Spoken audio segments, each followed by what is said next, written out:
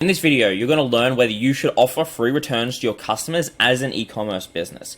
And what we're going to do is we're going to go through a resource that we've put together where it combines all different information about offering free returns to your customers into one spot. So you have this one source of truth that you can go to and look at. And we're going to go through it in a video so we can add a bit more context to different areas, and you can use this as a reference point, and you can also reference the actual resource itself, which will have linked in the description. So, should you offer free returns to your customers? Offering free returns to your customers is a really big decision for a business because it can have a massive impact on your bottom line. And it's one of those things that can be a little bit hard to revert if you sort of double down on it, because as soon as you start offering something and then you take it away, people are going to get annoyed and it can have a lot of brand reputational damage.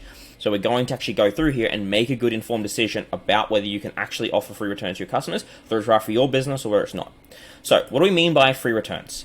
What we mean by free returns is simply if you let customers return a product and you pay for the shipping cost. So you might offer returns to a customer, so customers may return in 30 days, but they have to pay for that shipping cost. This goes that next step further where you're not just like letting them return a product, you're actually paying that shipping cost back. So you're actually taking on that value. So you're sort of reducing the risk for the customers to buy. So why should you even consider paying for return shipping for your customers?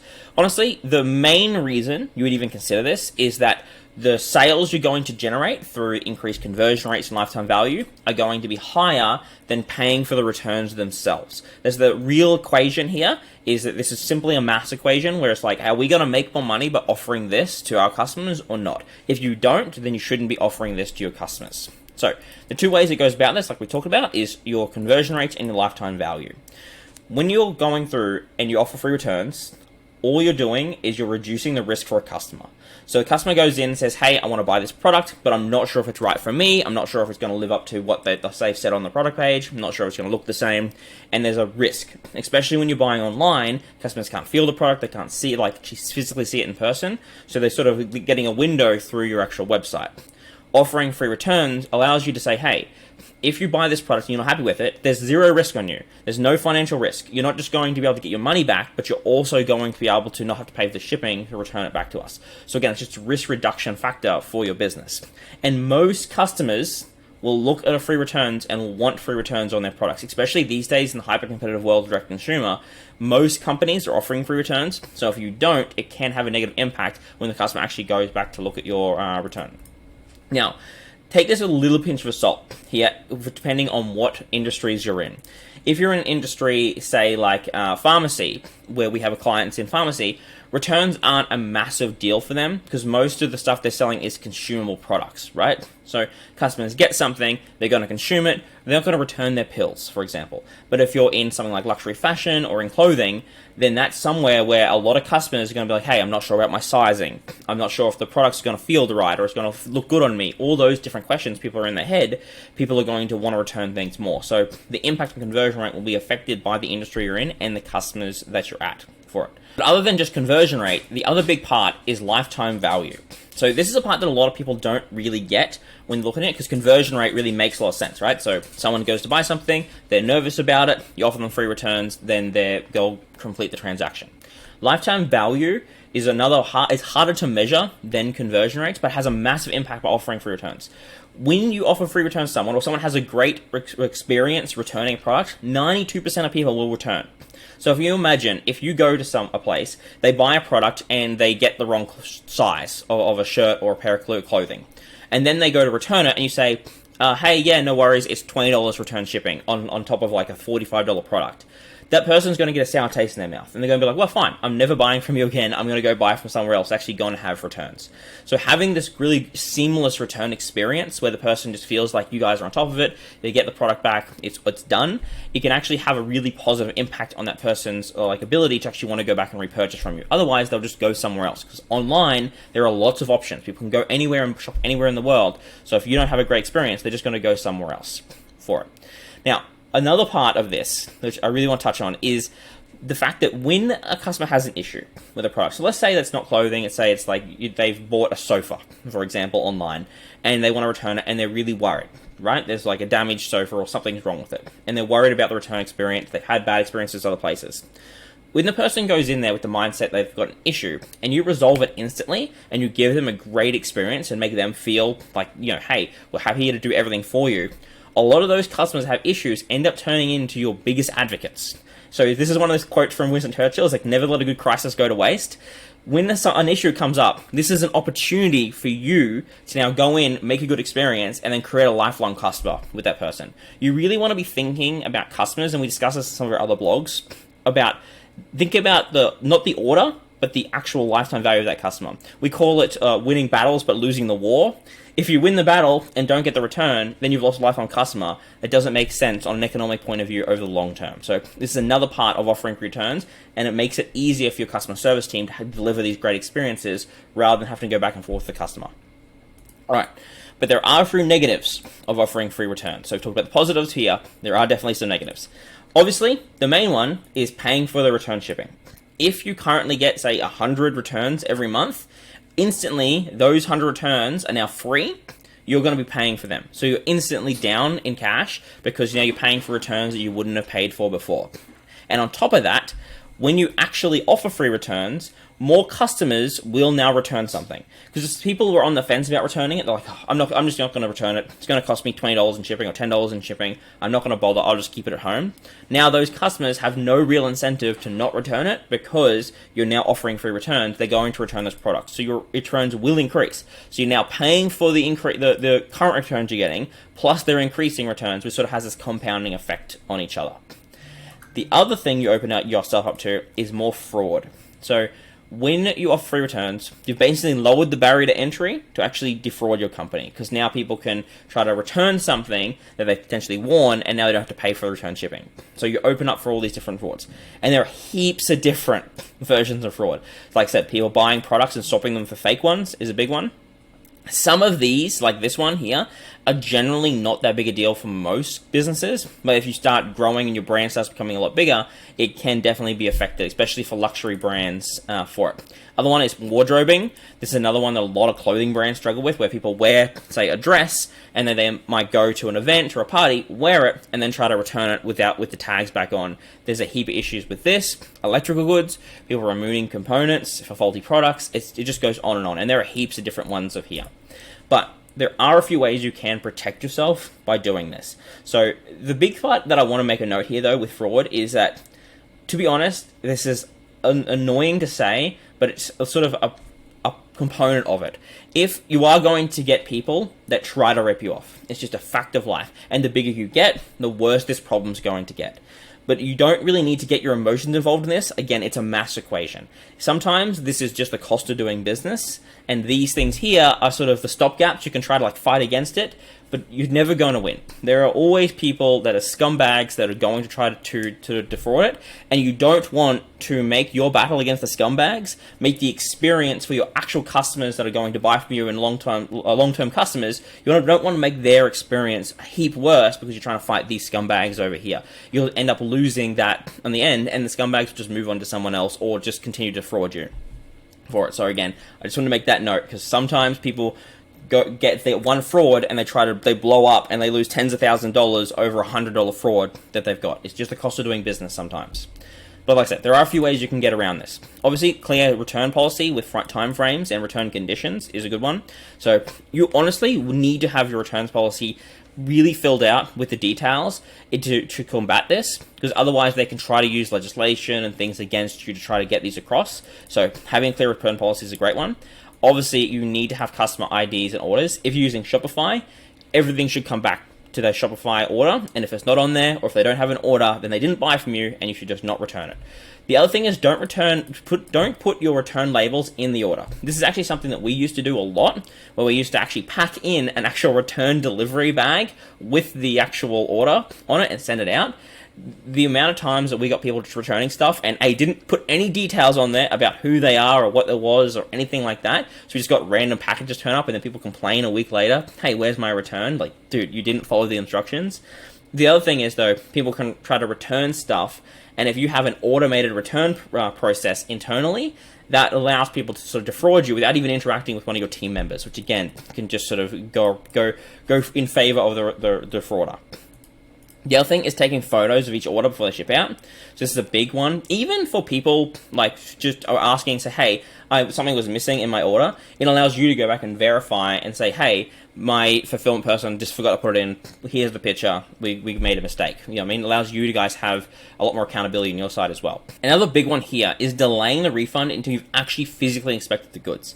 Now, there are some automations you can put in place to sort of, hey, like when you get an order, we're going to give you a credit straight away. We're going to send you the money straight away. And it seems great for a customer, but again, it just opens you up for so much fraud because people can return a product through your automated process, get the money, and then potentially be using like fake, PayPal accounts and things like that to get the money for, transfer it out, and then you're kind of stuffed in that way. So there are a few things you can do about this, and you want to test this too because you can have an upside of actually giving people returns straight away and then getting them to buy something else immediately. So again, you want to test this, but it is a big one to look out for. And then there's a couple of others, like obviously using product tags is a great one, and offering sort of store credits instead.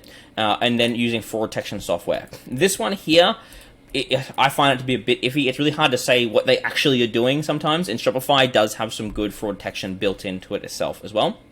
The other thing is analyzing returns and order history. If you find someone, it seems to be continually returning products all the time, especially if you're a clothing brand, you might go, hey, is this person just buying a product, using it, and then buying another product in the exact same size? They say back, hey, the sizing didn't fit, but then next week they buy the exact same product in medium when they just return something in medium. You can sort of see patterns here, and you can detect customers that are potentially sort of abusing your systems and get rid of them. So there are definitely a few ways to do it. But like I said, sometimes you're going to fight against it. Don't make the experience too bad for your current customers, and just try to fight against it as much as you can, and just see it sometimes as a cost of doing business. You know what I mean? You might get a few frauds every year, but you've also increased your sales by 10,000%. It doesn't make a difference, right? All right, so we talked about all those different things. Now I want to bring it back to the actual numbers. So you've got the pros and cons of this. Like we said, this is really just a numbers game. Is offering free returns going to make you more money than it's going to cost you? That's the simple answer for this. So what we've done here, to make this sort of simple, we've created a profit calculator to sort of help you get the return on investment from this. The calculator is not perfect, but the big thing I want to note here is that when we're decision makers in business, we're not trying to make perfect decisions. You don't need to have everything down to the direct decimal point. What we need to do is make a directionally correct decision. It's really binary. Is this likely to make me more money than not? That's the only answer you need to do. You don't need to know down to the exact sense of how much money it's going to make you, because you're never going to know that. We don't have crystal balls. We don't need to do it. So we just need to get them baseline out. So there are some instructions on here. Again, this will all be linked in the description. But I want to take you through quickly just how it works. So basically the way it works is you chuck in how many returns you currently get per month. So we got 50 here. What's your return shipping cost? So let's say it's $10. What's the wages and other costs associated? So if you use, say, a 3PL, you might want to include their sort of restocking fees. Or if you're doing it yourself, you might say, hey, on average, it takes like 5 minutes for us to sort of process a return. So we just add those details, the costs in there. The other thing is how much do you expect returns to increase? Like I said, when you do offer free returns, the returns are going to increase over time, so you need to have sort of account for this as well into the thing. Generally, I find 10% to be a good estimate, but again, it really depends on your brand, and you can move this sort of up and down. What do you think? Other thing is, what is your average product value for it? So generally, when people buy something, they return a product, not the overall value of the actual order. So if they buy like 6 products, they might return 1 of them or 2 of them, for example. So just put the product value in here. The other thing is your product margins. So if you have higher margins, obviously each sale means more to you. So what is the margins here? And then what is the average amount of abandoned carts you get per month? So we just use abandoned carts because it's easier to sort of track that and sort of see what it's against. Obviously, there are some people that see return policy and so you don't offer free returns and don't even add to cart. But again, we're trying to make a directionally correct decision here. It is impossible to know what person come to your site and decided not to purchase because you didn't offer free returns when they don't interact with the site at all. So that's the other thing here. And then basically how many of these add to carts are due to your return policy. So some studies have found this goes up to 12%. I think, to be honest, in our experience, this is on the high side. If you're a luxury clothing brand, maybe that's correct. Maybe if you do have some super expensive product and maybe you don't have good sizing charts and things like that, it could be even higher, potentially. But somewhere around sort of 12 to even like 5%, 10%, somewhere around there. Again, it really depends on your brand. So once you chuck these numbers in here, you'll come up here and you'll be able to see the actual impact this is going to have on your business. So, for example, you see here paying for returns. So by offering free returns, you're going to have $825 increase. Your returns are going to increase by 5 a year, or 5 a month, sorry. These are monthly numbers. You're going to end up like profit lost due to increased returns, because obviously when people return a product, you now don't have that revenue. So if these people here didn't return their product, you would have kept that revenue, so that's got to be accounted for as well. And then this here is the revenue that, or the profit that you haven't generated because of people leaving and abandoning carts because of you're not offering free returns. And then this here gives you an idea of the impact on your business. So obviously with this business here, with these numbers, this person will be making an extra $675 in gross profit per month for their business if these numbers held true. And again, we're trying to make directionally correct decisions here. It's obviously not going to be 675. It's going to be around that number if you've got pretty accurate numbers. But again, we're trying to say, is this likely to do this or is it not likely to do this? But for example, if let's say we're getting like 100 returns per month, you can see here, this is no longer profitable, right? Because now the impact of paying for returns really outweighs the value you're going to get from offering this and increasing your conversion rates overall. Now, this does, again, not count for lifetime value, so you've got to account for that. If you're pissing people off in returns, people aren't coming back, or these potential people are going to return time and time again, that is something you've got to account for. But again, it's really hard to judge, and you can make a sort of nuanced decision on that when you're going through it. So that is the calculator, and should give you an idea of whether you should consider free returns to your business or not. If you are considering free returns, the next steps for you guys are really doing a test. So this is something I really would sort of look at doing, is running an experiment. I wouldn't go whole hog unless you're like super confident or it has something very solid with your brand and the values of your company. I would try to run one of these experiments to just see, hey, we changed our return policy, for like 3 months. This is the returns we got. It had an adverse effect on here. This is the impact on conversion rates, all those different things. So you don't really want to do an A/B test on this, to be honest. You don't want to have one person customer seeing non-free returns as someone does. In certain countries, that's actually illegal to offer 2 different offers to different people. But you can run this sort of for a period of time and sort of just change it back and say, hey, it didn't work. We're going to change it back and sort of do it a bit quietly other than it. And then when you do decide you're 100%, you can go whole, advertise it, put on all your things like that. But it is something I would definitely test to sort of get the numbers. Because again, these are just assumptions. So you want something that you can actually test against those assumptions for you guys. So the other thing is, when you go and do this, there are a few different policy decisions you can make to sort of swing things in your favor either way. So a few of these could include actually offering like sort of free returns only on exchanges or store credits. So if someone goes to return a product, say, hey, save the $10 or $20 shipping in return if you get an exchange, or we'll exchange it for a store credit you're going to buy later, or even a gift card, however you decide to do it. But if you want the money back, then you actually have to pay for returns. So again, just a way to offer this. Don't offer free returns on sort of sale items is another one. Now, again, it depends on your business, but a lot of custom people, when they're doing a sale, they're trying to get rid of products, they don't really want it back, and they offer really heavy discounts. It can sort of swing it in the favor of not being profitable for you to return it, because all the margins got eaten up just by returning that product, and then you got to sell it again on sale. The other thing is, only make certain products available for return. So if you've got, say, a small product, so let's say you're selling, let's say you're a clothing brand, you're selling hair ties, for example, is one of the little products, you probably don't want to offer free returns on that, because you're going to spend more money on shipping than actually the product. But if you've got, say, dresses for like $300, you might want to offer free returns on those specific products. So again, you can sort of play with this and be a bit flexible depending on your business. And the other thing is, maybe only making free returns available for VIP customers. This has a couple of benefits. Obviously, it rewards customers for shopping more if they spend a bit more money on you. It also can filter out a lot of fraud as well, because customers that haven't purchased before, or first-time customers buying from you, don't get free returns on those specific products. So that way you can get rid of people who are potentially even making new accounts and things like that, trying to get around your fraud detection for this. So yeah, that's everything. Hopefully now you've got a better idea of whether you should offer free returns or not for your business. The big thing here, though, is don't take this decision lightly. This can have a massive impact on your business, both positively and negatively, as we've seen. So I'll definitely come back to this resource, try out the calculator, chuck your numbers in on what you think, and sort of see where your business lands on this. Again, It's not perfect. You're not trying to make a perfect decision. You're trying to make a sort of binary yes or no decision here. We're trying to make directionally correct decision for this. So feel free to do that. If you want to have a conversation with us and see if we can help you guys, or if you just want to have a free consultation, sort of give you some advice around this, feel free to book on a consultation. Be happy to talk and happy to go through everything new. There's no sort of commitment to actually working with us. We just want to help you guys out, go from there. Hopefully you got value from this, but thanks heaps. Bye.